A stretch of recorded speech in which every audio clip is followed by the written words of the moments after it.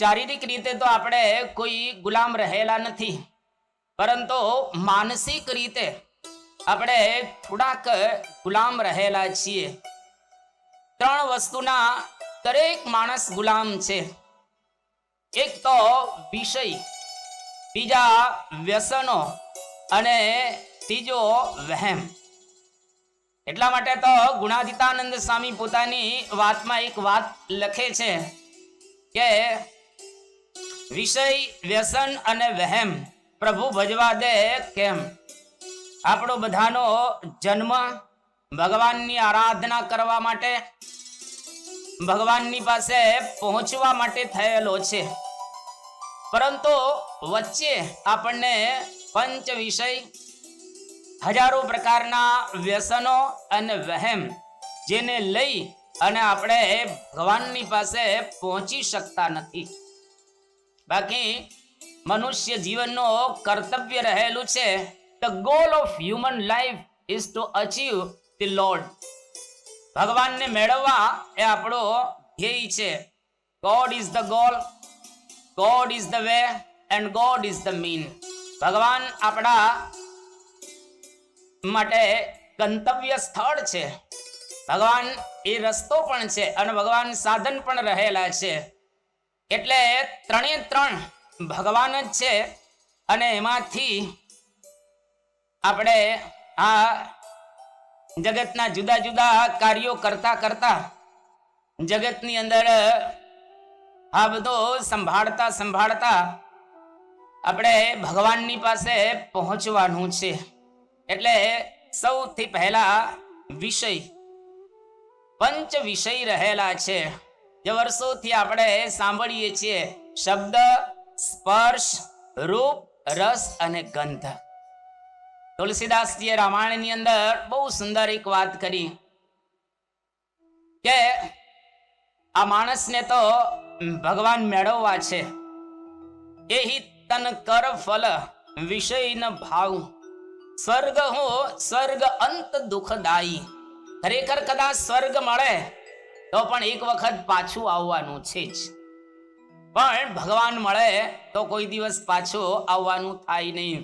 મોટા મોટા ઋષિઓ, મુનિઓ, સાધુઓ, સંન્યાસીઓ એ પણ પંચ વિષયની અંદર આસક્ત થયેલા છે. તો એ પંચ વિષયની અંદર જ્યાં સુધી આપણને આસક્તિ રહેલી છે ત્યાં સુધી આપણે કોઈ દિવસ ભગવાનની પાસે પહોંચી નહીં શકીએ. એટલે તુલસીએ સુંદર ચોપાઈની અંદર એ ગાયેલું છે કે પંચ વિષયથી પર થવું તો ત્યાંથી ભગવાનનો રસ્તો આપણને પ્રાપ્ત એ થશે. તુલસીના આપણે વિષયની અંદર આસક્ત રહેલા છીએ ત્યાં સુધી ભગવાનની પાસે પહોંચી નહીં શકીએ. એટલે બ્રહ્મ સ્વરૂપ યોગીજી મહારાજ એક બહુ સુંદર દ્રષ્ટાંત આપતા હતા. એક ભૂદેવ હતા અને આ ભૂદેવને એક પટેલ એમણે આમંત્રણ આપ્યું કે આવતીકાલે બપોરે 12 વાગે તમે અમારા ઘરે ભોજન લેવા માટે પધારજો. અને આ ભૂદેવ વિચાર કર્યો કે બપોરે 12 વાગે જવાનું છે. આ 12 વાગે સમાચાર સાંભળ્યા અને એ વખતે એમને જમવાનું છોડી દીધું અને સાંજનું પણ જમવાનું છોડી દીધું, સવારે નાસ્તો પણ છોડી દીધો અને 2-4 ગાવ ચાલવાનું હતું. એટલે સ્વાભાવિક રીતે જમવાનું છોડી દીધું એટલે ભૂખ તો લાગી જ. એટલે રસ્તામાં દાળિયા લીધા થોડાક, જેથી કરીને ભૂખ ભાંગે અને દાળિયા ખાધા રાખ્યા. તો દાળિયા ખાય એટલે સ્વાભાવિક રીતે પાણી માગે જ. અને યજમાનને ત્યાં પહોંચ્યા તો યજમાનને ત્યાં ભોજન બનાવવાનું હતું. બનાવ્યું ભોજન, શેર ઘીના લાડુ બનાવ્યા, ઠાકોરજીને ધરાવ્યા લાડુ. પણ દાળિયા અડધો કિલો લીધેલા હતા, જેને લઈ અને દાળિયા ફૂલાઈને છેક અહીં સુધી આવી ગયા. બપોરે લાડુ ઠાકોરજીને ધરાવી અને જમવા જ્યાં બેઠા ભૂદેવ તો 2 હાથે પેટ ઉપર મારે છે કે હાય દાળિયા. દાળિયાએ ઘર ઘાલ્યો કે જેથી કરી અને શેર શેર ઘીના લાડુ પણ ખાવા દેતા નથી. યોગીજી મહારાજ કે અહીં સુધી પંચ વિષય ભરેલા હોય તો એને ભગવાનની પછી વાતો ન ભાવે. એટલે પાંચે પાંચ વિષય આપણને મનથી બાંધે છે. અને આપણા મહાપુરુષો ગાઈને ગયા છે, અલી પતંગ મૃગ મીન ગજ એક એક રસ આંચ, તુલસી ઉનકી કૌન ગતિ જાકુ વ્યાપત પાંચ. એક એક વિષયની અંદર એક એક પ્રાણીઓના મૃત્યુ થયેલા છે, પણ જેને પાંચે પાંચ વિષયો વળગ્યા હોય એની શું દશા થાય તમે જુઓ. હા, એક એક વિષયમાં એક એક પ્રાણી. હરણ બહુ સ્પીડથી ચાલે. હરણને કોઈ દિવસ તમે પકડી ના શકો, પણ હરણને પકડવું હોય તો એક જ છે કે તમે વ્યવસ્થિત રીતે જો કંઈક વગાડો વાંસળી કે. તમે જુઓ આ કેટલો સુંદર વાંસળીનો નિનાદ છે. ગમે તેવું હરણ હોય આમ આ સાંભળવાથી સ્થિર થઈ જશે.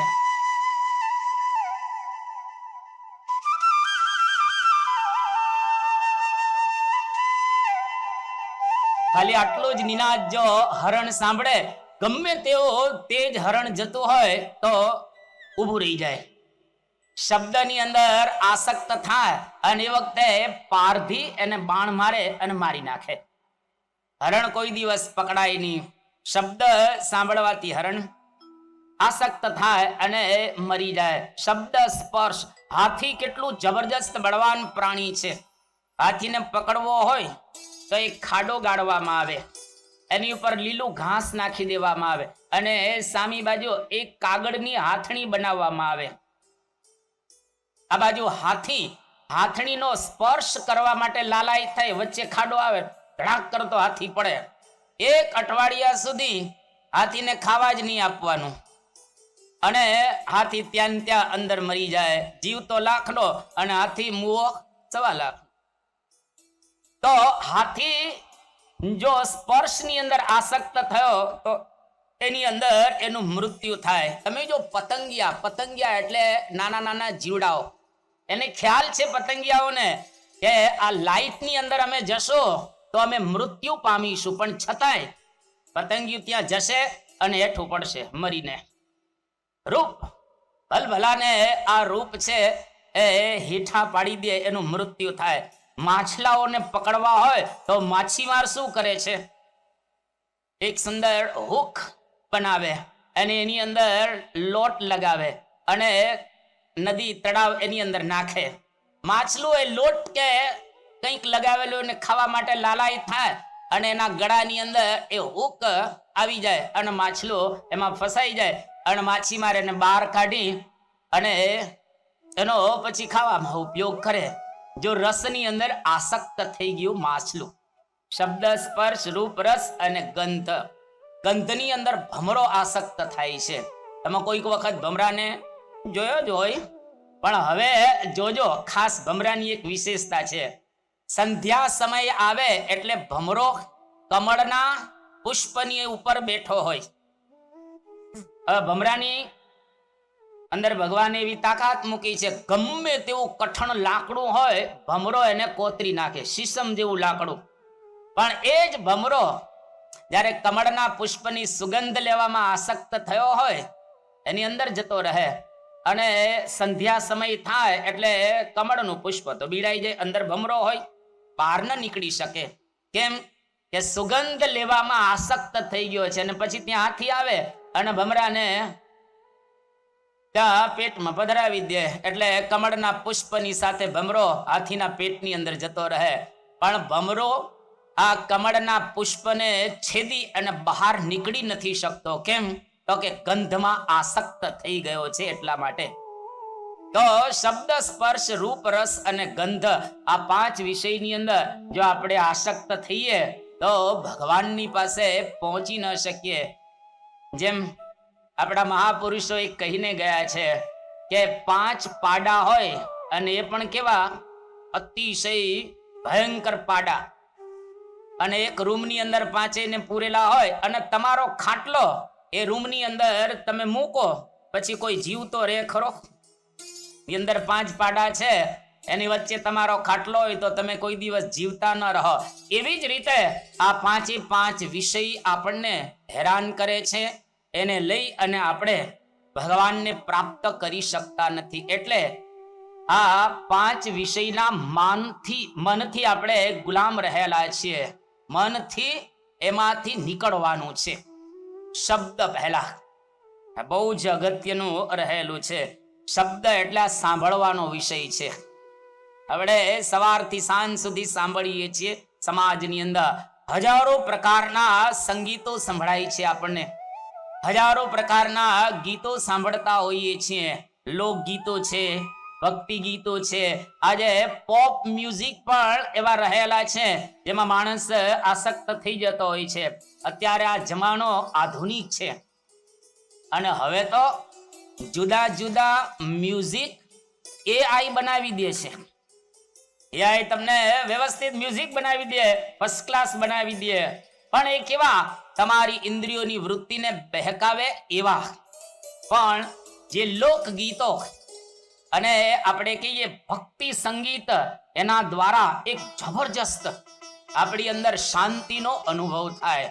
બીજો લોકગીતો સુંદર કેવા હતા, અરે ભક્તિ ગીતો સુંદર કેવા હતા. એક ખાલી ઝલક ભક્તિ ગીતની આપણે માણીએ કે કેવું સુંદર ભક્તિ ગીત. અધમ ઉદ્ધારણ અવિનાશી તારા, હે ભગવાન તમે તો અધમનો ઉદ્ધાર કરનારા છો.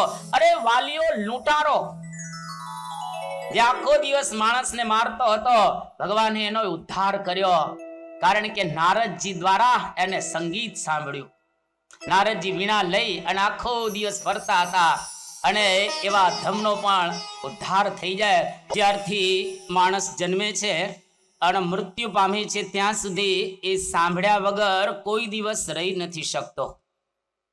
નાના બાળકથી માંડી અને વયોવૃદ્ધ સુધી તમામ લોકો શબ્દ સાંભળે છે. પણ કેવા શબ્દો સાંભળવા એ બહુ જ અગત્યનું રહેલું છે. એટલે સાંભળવામાં બહુ જ વિવેક રાખવો. જે તે મ્યુઝિક નહીં સાંભળવા, જેવા તેવા ગીતો સાંભળવા નહીં. કોઈ રોક કે એવા ડિસ્કો ટાઈપના મ્યુઝિક ક્યારેય નહીં સાંભળવા.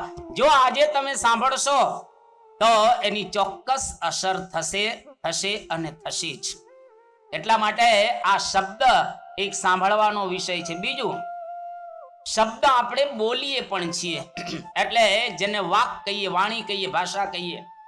તો સાંભળવામાં વિવેક રાખો અને બોલવામાં પણ વિવેક રાખો, જેને આપણે કહીએ વાણી વિવેક.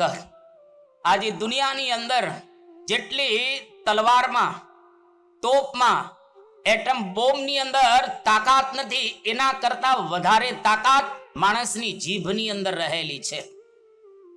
તો વાણીનો પણ વિવેક રાખો અને સાંભળવાનો પણ વિવેક રાખો. આ શબ્દનો વિષય રહેલો છે. થોડા વર્ષો પહેલા બહુ અદ્ભુત એક પ્રસંગ